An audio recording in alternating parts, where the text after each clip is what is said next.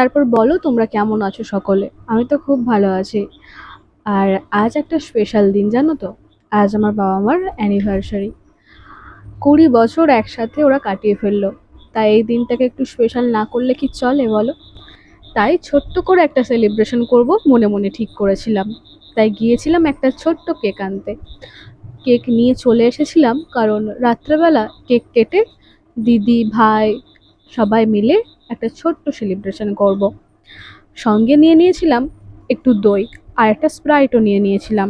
যেহেতু প্রচণ্ড গরম, একটু খাওয়া দাওয়া হবে বুঝতেই পারছো, সেই জন্যই এসে স্প্রাইটটা ফ্রিজে রেখে দিলাম, আর তার সঙ্গে দইটাও রেখে দিয়েছি।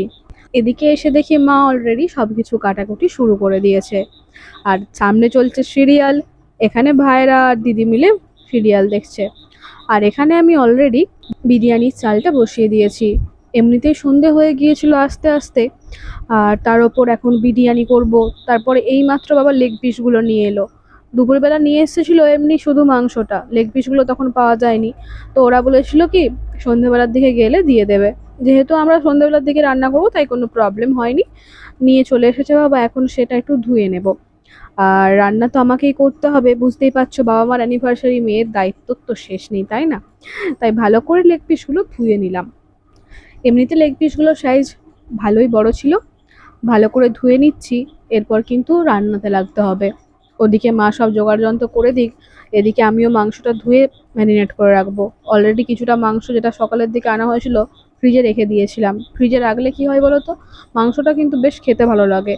আর এটা তো এখনই নিয়ে আসা হলো, আর কি করব। ওটাও ম্যারিনেট করে দিই। আর এদিকে দেখতে পাচ্ছ বিরিয়ানির চাল অলরেডি ফুটতে আরম্ভ করে দিয়েছে। ঠিক আছে, কোনো ব্যাপার না, শুধু আজ বিরিয়ানি হবে আর একটু চিকেন কষা। সব কিছু ঠিকই ছিল, কিন্তু প্রচণ্ড গরম ছিল, এটাই সমস্যা। এদিকে কিন্তু আমি মশলা অলরেডি কষাতে শুরু করে দিয়েছি, কারণ রান্না করতে টাইম লাগবে। আর এদিকে দেখতে পাচ্ছ বিরিয়ানির আলু ভাজা হচ্ছে। আলু প্রেমীদের কাছে এটা যে কি কি বলবো, পুরো স্বর্গ ভাই, পুরো স্বর্গ। আর এখানে চলছে ডেকোরেশনের কাজ। আমার দিদি ভাই সবাই মিলে ডেকোরেশন করছে, আমি রান্নার দিকটা সামলাচ্ছিলাম, ওরা এদিকে ডেকোরেশনের জন্য কাজ করছে। দোকানগুলো বেশিরভাগ বন্ধ ছিল, আর হ্যাপি অ্যানিভার্সারি লেখাটা কোথাও ছিল না। সব দোকানদারই বলল হ্যাপি বার্থডে লেখাটা আছে, কিন্তু এই অ্যানিভার্সারি লেখাটা সেভাবে যেহেতু কেনে না কেউ, ওরা রাখেনি। আমার দিদি বলল কোনো ব্যাপার না, ও এসব কাজে ভীষণ পটু। ও বলল বাড়িতেই বানিয়ে নেব। তার জন্য ওরা কাজে অলরেডি বসে পড়েছে। ওদের কাজ দেখে আমি মুগ্ধ, কারণ এত ধৈর্য আপু আমার নেই। এসবও কাজ আমার দ্বারা সম্ভব নয়। ঘরের সামান্য কিছু জিনিস দিয়ে এত সুন্দর অসাধারণ জিনিস বানানো যায়, এটা না দেখলে বিশ্বাস হতো না। যাই হোক, ও করছে করুক, এদিকে আমি দেখি রান্নাটা কত দূর কি হলো। চিকেন দেখতে পাচ্ছ কষানো হয়ে গেছে, লেগ পিস যেহেতু তাই টাইম লাগছে, কারণ ভালো করে সিদ্ধ না হলে খাওয়ার ভক্তি চলে যাবে। এদিকে মা রায়তাটা রেডি করছে।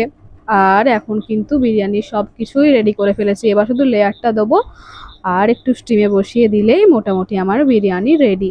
খুব সহজ পদ্ধতিতেই বাড়িতে আমি বানিয়ে নিয়েছিলাম বিরিয়ানিটা। আর বিরিয়ানি খেতে বরাবরই আমি খুবই পছন্দ করি। তাই উপলক্ষ যখন পেয়েছি, বিরিয়ানি না করলে কি চলে।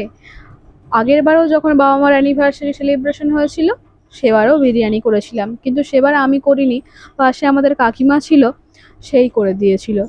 তারপর থেকেই আমি বারবার অনেক কিছু দেখে দেখে মোটামুটি শিখে ফেলেছি, তাই এবার নিজেই করে ফেললাম। আমি মাঝে মধ্যে রান্না করতে করতে এসে দেখছি ওরা কত দূর কি এগোলো, কারণ আমাকে তো ওই দিকটা দেখতে হচ্ছিল আর ওরা এদিকটা করছিল। এসে দেখি ফ্যান অফ করে দিয়ে সে কি খাটাখাটনি করছে ওরা।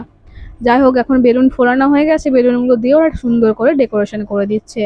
এখন সাজানোটা কমপ্লিট হয়ে যাক, তারপর খাওয়া দাওয়া করে আমরা কিন্তু ছোট্ট করে সেলিব্রেশনটা করব। তো মাথায় বুদ্ধি থাকলে এরকম কাজ করা যায়। এইভাবে প্রতিভাগুলো যখন ছাই ঢাকা পড়ে যায়, কষ্ট তো হবেই।